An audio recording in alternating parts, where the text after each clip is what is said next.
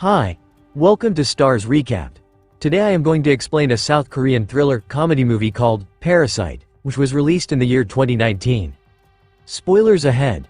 Watch out and take care. The movie starts in a small semi-basement apartment in Seoul. The Kim family does their best to survive.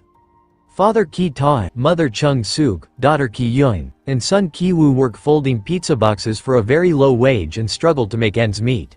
This makes them go as far as using their phones next to the bathroom window to be able to steal Wi-Fi, or keeping their windows open for the fumigator's poison smoke to enter the house and get rid of the bugs, even if they end up breathing it too. One evening, they're visited by Min Hyuk, a friend of Ki Woo's that brings them a scholar's rock from his grandfather's collection, meant to be an amulet for wealth. He also brings Ki Woo a work opportunity. Since Min Hyuk will traveling abroad soon, he wants Ki Woo to take over his tutoring of the daughter of a very rich family. Ki Woo has good English knowledge after his years in the military and trying out the university entrance exam 4 times. Ki Yoon can just fake his papers to pretend he's a university student since she's good with design programs, and it's not like his employers will look at them closely. The wife is very simple-minded, so having Min Hyuk's recommendation should be enough. Wearing his best clothes and with the forged document in hand, Ki Woo goes to the Park family's house, which is on the fancy part of the city. After being allowed inside by the housekeeper, Guk Moon Gwang, he's interviewed by Choi Yeon Gyo, also known as Mrs. Park. Just as predicted, she barely looks at the paperwork and trusts Min Hyuk's word, but she wants to sit through the first lesson to check Ki Woo is a good, proper man. Ki Woo will be teaching the daughter Da Hai, who starts off as very shy and gets startled when Ki Woo suddenly grabs her wrist. But since it's only a gesture to comfort her when she's having a hard time understanding the exercise, she quickly softens up to him. Mrs. Park is happy with what she's seen, so she decides to hire Ki Woo and pay him well. After the first class, he also gets to meet her son, Da Song, who has joined the Oso Scouts and is obsessed with playing Indians. Ki Woo used to be a scout too, so he shows understanding, and when Mrs. Park shows him her son's drawings, Ki Woo gets an idea. He begins talking about Da Song's art as if it was truly a masterpiece, and when Mrs. Park mentions she needs a new art teacher, because none of the previous ones lasted more than a month, Ki Woo recommends his cousin's classmate Jessica, a highly qualified art therapist. In truth, he's talking about his sister, who also shows up the next day for an interview, while pretending to be this Jessica teacher after just having read some stuff about art therapy and psychology online. While Mrs. Park talks to her, Ki Woo tutors Da Hai, who is jealous of Ki Woo being friends with the art teacher. Ki Woo assures her he isn't interested in her, then the two of them kiss. Back to Ki Yoon, she convinces Mrs. Park to let her give Da Song his first lesson alone, and by the end of it, she impresses her by showing her how well behaved her son is now. She also shows Mrs. Park signs of trauma on Da Song's paintings, mentioning an incident he went through during first grade. Convinced her son needs art therapy, Mrs. Park hires Ki Yoon under excellent pay. Later that day, she also meets the family father Park Dong-ik, who offers his chauffeur Yoon to drive her home. Yoon insists to take her to her house, but wanting to hide she lives in a poor area to keep up the lie, she asks him to leave her at the train station because she's meeting someone. During that trip, Ki Yoon gets an idea and takes out her panties to hide them in the car. The Kim family begins eating better, thanks to their children's new salaries while planning their next move. Meanwhile, Mr. Park finds the panties in the car and thinks Yoon has been taking lovers in the vehicle, possibly even consuming narcotics as well, because no one in their right mind forgets their underwear in a car. When Ki Yoon leaves after class, Mrs. Park takes the chance to ask her opinion about the driver, so she tells her about how Yoon tried to take her home instead of the station. Mrs. Park decides they'll be firing Yoon under some excuse not to start a scandal, and Ki Yoon swoops in, saying a mature employee is more trustworthy before recommending her uncle's old driver. Of course, this man turns out to be Ki Tae, who used to work as a chauffeur when younger.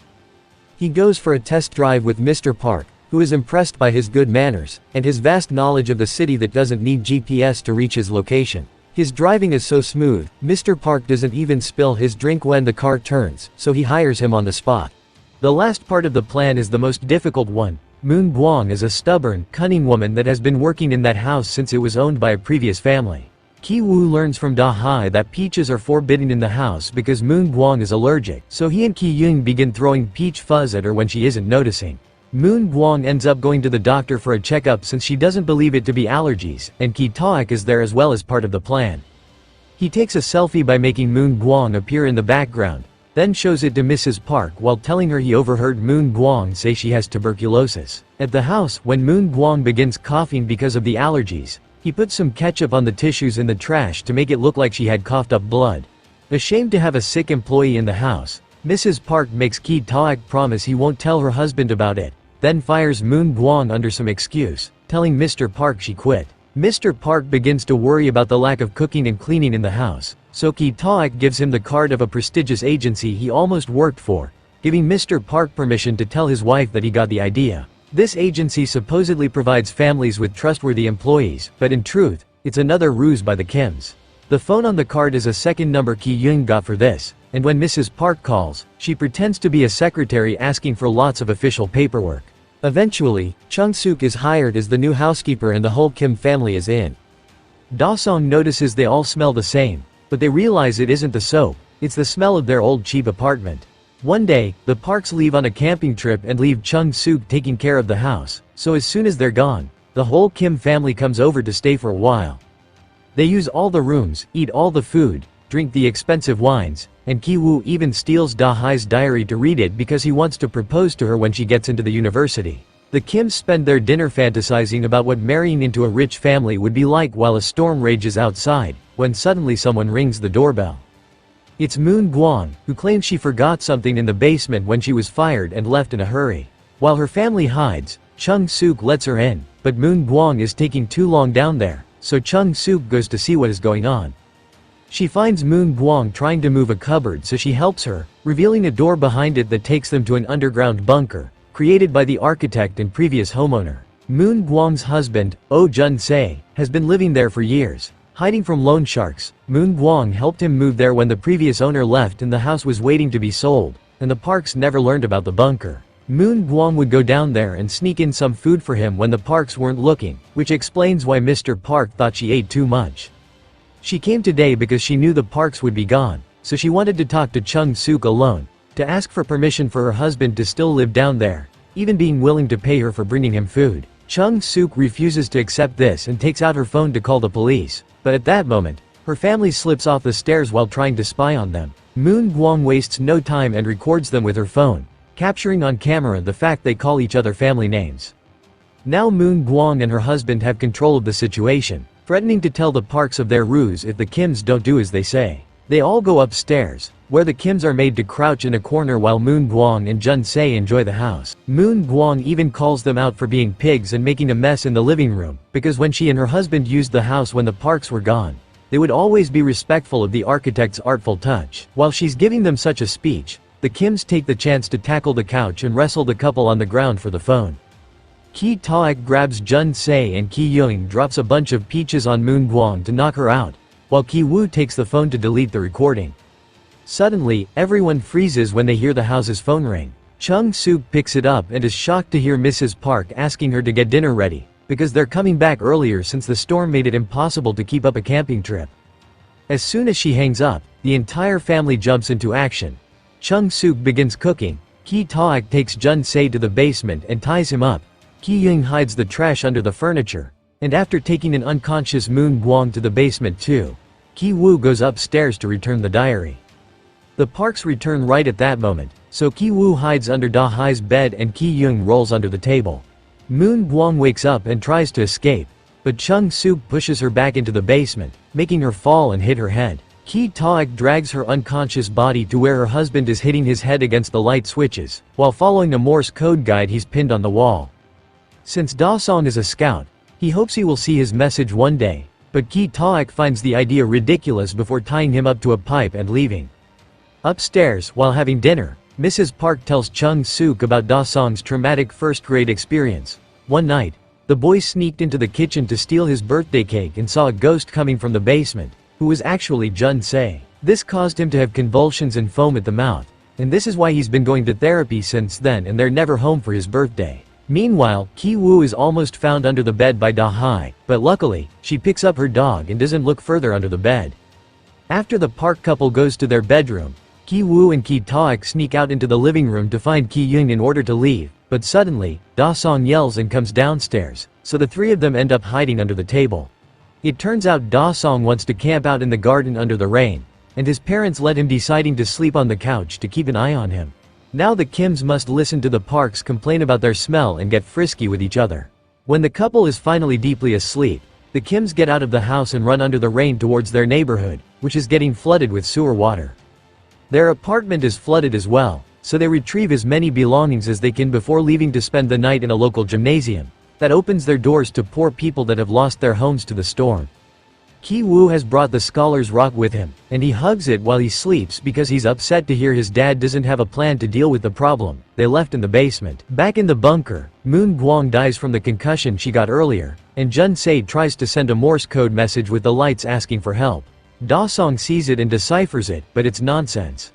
Jun-se isn't in his right mind to spell correctly and only ends up with a bloody forehead. The following day, Mrs. Park decides to throw an impromptu party for Da-song's birthday, and the Kims must put up their best friendly faces even when they're actually feeling devastated after losing their home. Chung-suk must cook and prepare the tables outside. Ki-taek must drive the parents around to buy all the party supplies while they keep making faces at his smell, and the siblings must put up their smart teacher personas since they're invited to the party as very important guests. During the party, Mr. Park and Ki-taek dress up as Indians, because they're planning to make a whole act for Da-sun to save his cake. After spending some time with Da-hai, Ki-woo takes the Scholar's Rock and goes down to the basement, where he's jumped on by Jun-se, who somehow has managed to free himself.